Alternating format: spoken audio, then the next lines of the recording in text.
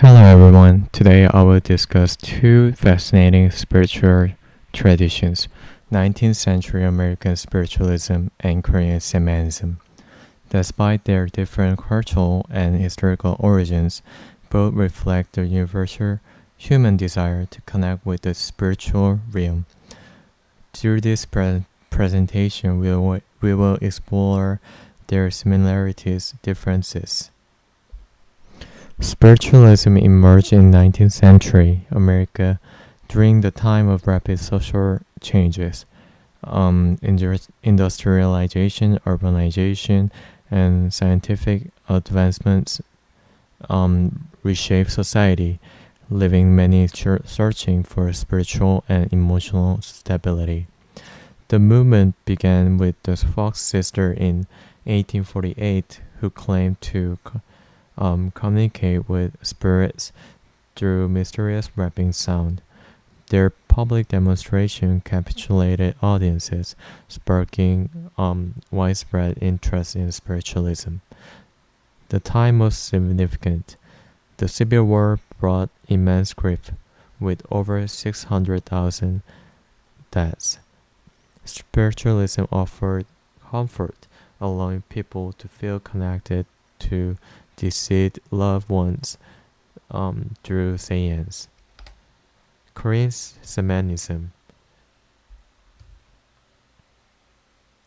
or Musok, is one of Korea's oldest traditions, tracking back thousands of years. Early evidence revealed ceremonial practices tied to shamanistic ritual. At its core, Musok seeks harmony between humans and the spiritual realm. Shamans or Murang perform ritual to address moral needs such as health, harvest, and protection from misfortune. These ceremonies, like good, brought community together and reinforced social bonds. Despite challenges like suppression during the Joseon era, Korean Shamanism adapted to cultural changes while remaining a vital part of private and rural life. One of the core practices in spiritualism is the seance, where the medium act as intermediaries between the living and dead. These gatherings often included dramatic elements like rapping sounds, table movements, or spirit writing to demonstrate the presence of spirits. Mediums led the session, interpreting messages from spirits and offering guidance or comfort. Seances were usually conducted in darkened rooms, creating a solemn and focused atmosphere. Participants would gather in the circle, fostering a sense of unity. These practices provided solace, particularly during the Civil War when families were grieving the loss of loved ones. It is also appealed to those curious about the afterlife, blending emotional support with intellectual intrigue.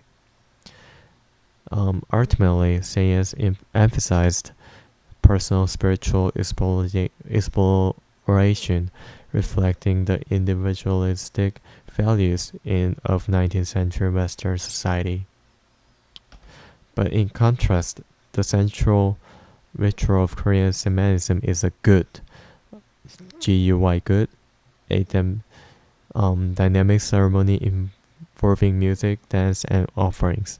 The good typically includes three stages: first, invoking spirits through chanting and drumming, and second, which is the main ceremony, featuring the shamans, which is mudangs, symbolic performances and offerings to the spirits. And the last stage, third one, is a farewell to ensure the spirits return peacefully. Unlike seance, the good is highly communal, addressing collective concern like health, prosperity, and family harmony. The vibrant costume, Lebanese music, and interactive nature of the ritual engage participants of the deeply emotional level. This focus on communal well-being reflects Korea's collectivist values, making the good both a spiritual practice and a cultural ceremony. Both traditions have left significant mark on their res- respective societies. In America, spiritualism collided with the women's rights movements. Many mediums, like as Cora L.V. Scott, were women who used the platform to advocate for social reforms, including suffrage. Spiritualism challenged traditional gender roles, giving women a voice in public life.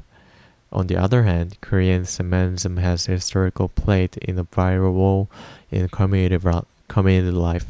Rituals like good brought families and villages together, promoting unity and harmony.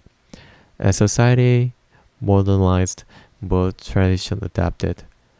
Spiritualism embraced urban individualism, while Korean Shamanism continued to emphasize collective well-being, even as it moved to the urban contexts.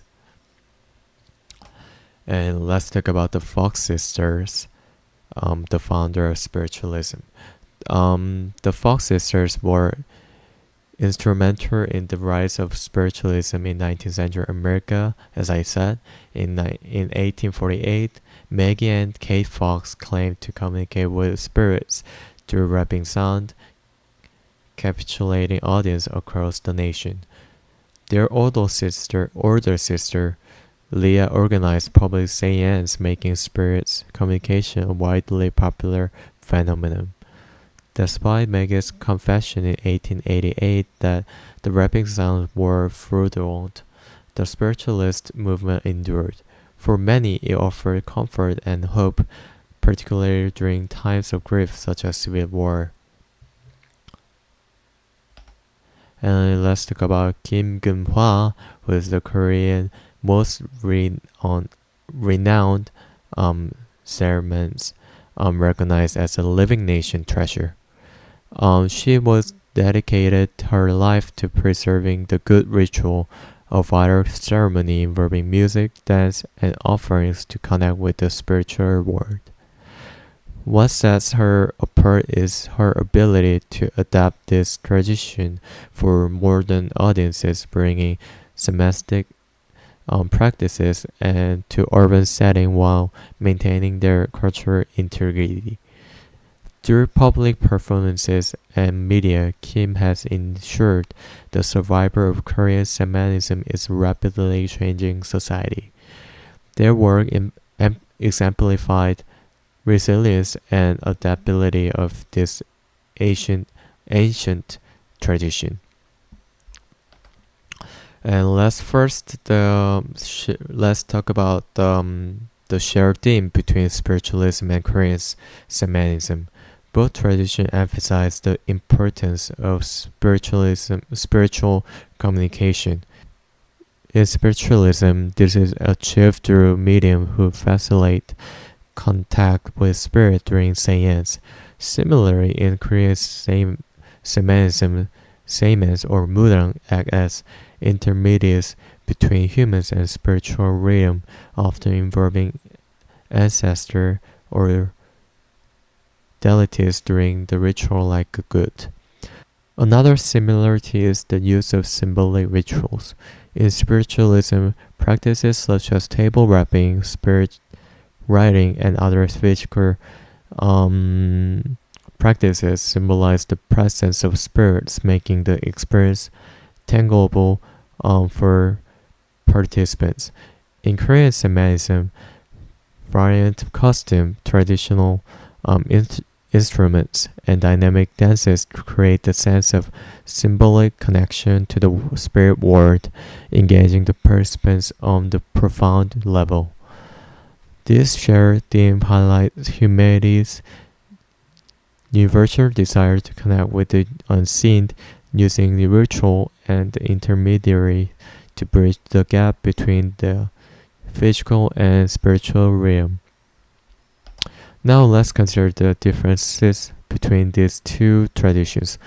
One key difference is their focus. Spiritualism reflects Western individualism.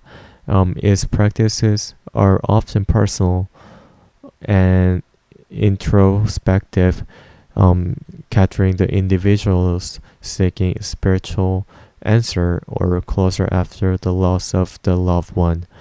Korean Shamanism, on the other hand, reflects the Korean's collectivist culture. Um, Ritual like a good are inherently communal, addressing shared concerns such as family harmony, village prosperity, and community crisis. And the other another difference is the approach of spirituality. Spiritualism often takes place in small, private settings such as seances held in intimate gatherings, emphasizing personal experiences. Korean Shamanism typically involves large public ceremonies that engage entire communities, blending spiritual practice with the cultural and social ceremony. These differences demonstrate how culture and context shape spiritual tradition with spiritualism. In conclusion, spiritualism and Korean Shamanism highlights humanity's universal desire to connect with the spiritual realm. Both traditions share common elements such as ritual and intermediaries that provide guidance, comfort, and the bridge to the unseen.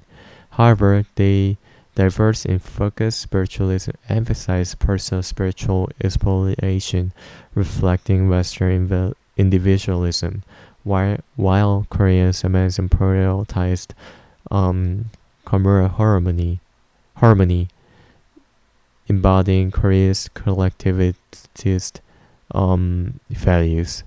Their reliance is remarkable. Spiritualism has inspired modern movements like energy healing, while Korean Shamanism has been revealed as a cultural treasure. Both traditions adapt and to changing times while preserving their core essence. By examining these practices, we gain a deeper understanding of how spiritualism meets our need for connection, whether individually or collectively. Thank you.